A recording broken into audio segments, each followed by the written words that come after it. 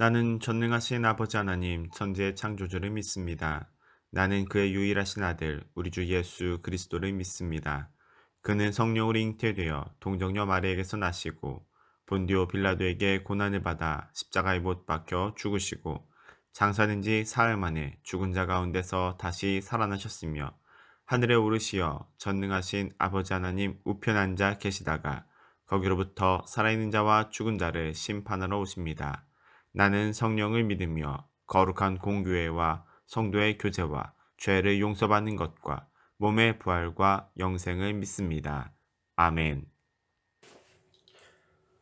반갑습니다. 박금민 목사입니다. 오늘은 창세기 24장 28절부터 49절까지 말씀을 살펴보겠습니다.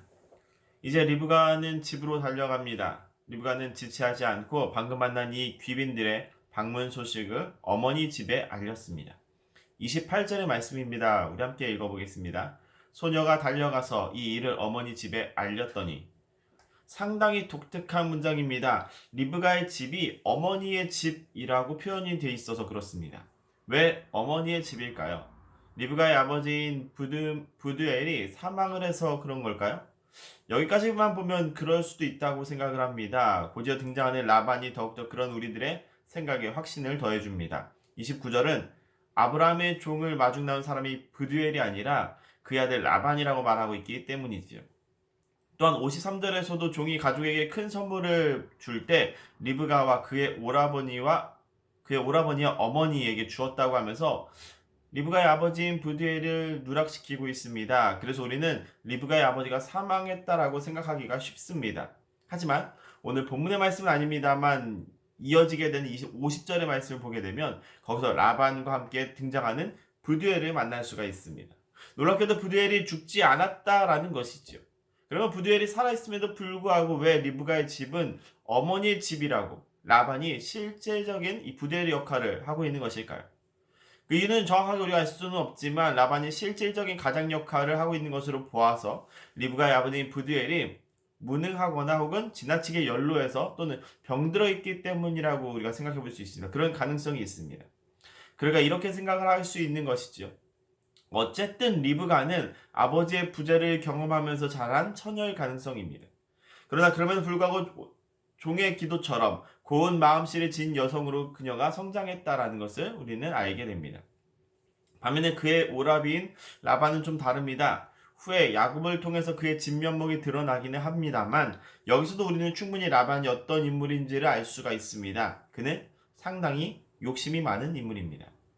라반은 리브가가 전한 소식을 듣고서 그 즉시 우물로 달려갔습니다. 언뜻 보면은 손님을 정중하게 환대하기 위해서 서두르는 것처럼 보일 수도 있습니다. 하지만 이어지는 30절을 보게 되면은 리브가의 그 귀금속에 대한 언급을 통해서 라반의 관심이 지금 어디에 있는지를 알게 됩니다. 라반은 이 손님 자체보다는 리브가에게 이토록 귀한 선물을, 저 비싼 순금과 장신구들을 선물한 이 부자에게 더 큰 관심을 가지고 있습니다. 저런 거부가 우리 집에 머문다라는 사실에 가슴이 막 설렜던 것입니다. 이제 라반의 환대가 이어집니다. 이들이 묵을 공간과 또 낙타들이 쉴 공간을 충분히 준비해놓고서 이들을 극진히 예우해 주었습니다. 낙타들에게서 짐을 내리게 한 뒤 사료를 먹입니다. 만만치 않은 양이었을 겁니다. 이 수행단 자체의 규모가 워낙 컸기 때문이죠. 이들을 위해서 발 씻을 물을 내놓고 이들을 위한 음식을 준비합니다. 그런데 우리는 아브라함 때와는 좀 달리 음식 준비에 대한 별다른 언급을 볼 수가 없습니다. 왜 그럴까요? 이 이야기가 별로 흐름상 중요하지 않아서일 수도 있습니다. 하지만 그게 아니라면 라반이 제공한 이 음식이 아브라함만큼이나 인상적이지 못해서일 수도 있습니다. 그리고 이를 통해서 성경을 읽는 독자들도 비슷한 감정을 느끼게 될 겁니다. 그의 환대가 그다지 순수하게 느껴지지 않는 것이죠.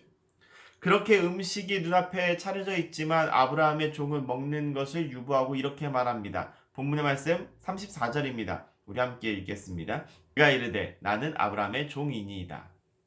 이들은 갈증을 호소할 만큼 넉넉하지 못한 상태였습니다. 긴 여행길이 이들을 이렇게 만들었을 겁니다. 여행의 막바지였으니까 이들이 얼마나 허기졌을지 우리는 충분히 예상해 볼 수 있습니다. 그런데 이들이 음식에 손을 대지 않습니다.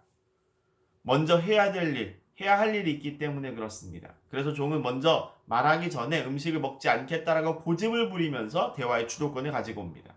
종이 말합니다. 나는 아브라함의 종입니다. 처음으로 그의 신분이 밝혀집니다. 여기서 우리는 이 말을 들었을 라반의 표정을 상상하게 됩니다. 얼마나 충격적이었을까요? 종이 이렇게 엄청난 돈과 부물을 막 뿌리고 다니는데 그러면 저 사람의 주인은 과연 얼마나 큰 거부일지를 상상하는 표정이 그려집니다.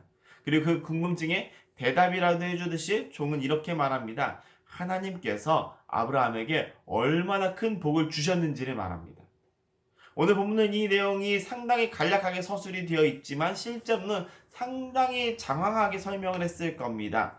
이들에게 아브라함을 소개해야만 하기 때문이지요. 이들의 목적이 바로 리브가를 이삭의 아내로 삼는 것에 있기 때문에 그렇습니다. 그렇게 긴 설명 끝에 이들의 목적이 밝혀집니다. 우리 주인이 노년의 아들을 하나 얻었고 그에게 많은 모든 재산을 다 물려주겠다라는 말을 꺼냈습니다. 조금 이상한 표현이지요. 실제로 아직은 이삭에게 아브라함의 재산이 상속되지는 않았습니다.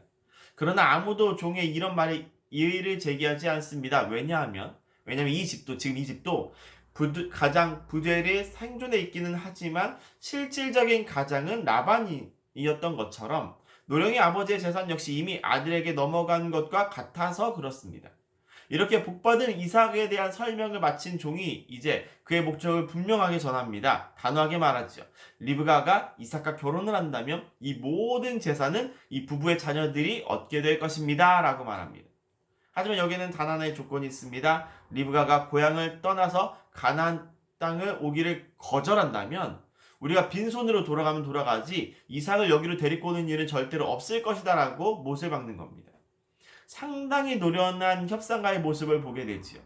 그러면서도 종은 아브라함이 보장한 하나님의 천사 인도하심을 강조하면서 오늘 이 만남이 결국 우연이 아니다라는 사실을 말하고 있습니다. 사랑하는 화랑교회 성도 여러분, 라반이 아닌 이 늙은 종의 지혜를 배울 수 있기를 원합니다. 세상에서는 라반이 성공하는 것처럼 보일 수도 있습니다. 그는 영특하고 또 교활해서 재산을 상당히 많이 증식시키는 그런 인물입니다. 아브라함의 종에게 아첨에 가까운 말을 아무렇지도 않게 해내는 그런 사람이지요. 반면에 이 늙은 종은 긴 여행에 통해서 상당히 지쳤을 게 분명함에도 불구하고 라반의 호의를 물리치면서 자기의 목적을 다하기 위해서 마지막까지 최선을 다하는 인물로 그려지고 있습니다. 우선순위를 잘 알고 있는 사람이었으며 무엇보다 자기가 받은 사명에 아주 충실한 사람이었던 것입니다. 그의 말에는 아첨도 없고 위압적인 태도도 없습니다. 그는 그저 솔직하고 힘있게 하나님의 확실한 그 인도하심을 소개하면서 지금 라반의 결정을 요구합니다. 이처럼 하나님을 의지하며 동행하는 사람은 늘 당당하다는 사실을 기억하시고 당당하면서 겸손한 자세로 담대하지만 무모하지 않은 그런 지혜로운 성도들이 되기를 원합니다. 그리고 그런 지혜로운 성도들로서 주님께 영광을 올리는 저 여러분, 우리 모두가 되기를 주님의 이름으로 간절히 축원합니다. 함께 기도하겠습니다. 우리를 지혜로운 길로 인도하시는 주님과 동행하며 지혜자의 길에 서게 하여 주옵소서. 주님, 세상을 살다가 탐욕에 빠져 길을 잃는 경우들이 있습니다. 지혜자의 길에 빛이 되어 주옵시고 당당하고 겸손한 자세로 담대하지만 무모하지 않은 삶으로 주님과 동행하는 삶을 증명케 하여 주옵소서. 저희들에게 주신 사명을 기억하며 오늘 하루를 시작합니다. 주께서 예비하신 이들을 만날 때 주님의 뜻을 전하는 거룩한 전달자들이 되기를 소망하오며 우리 주 예수 그리스도의 이름으로 기도하옵나이다. 아멘.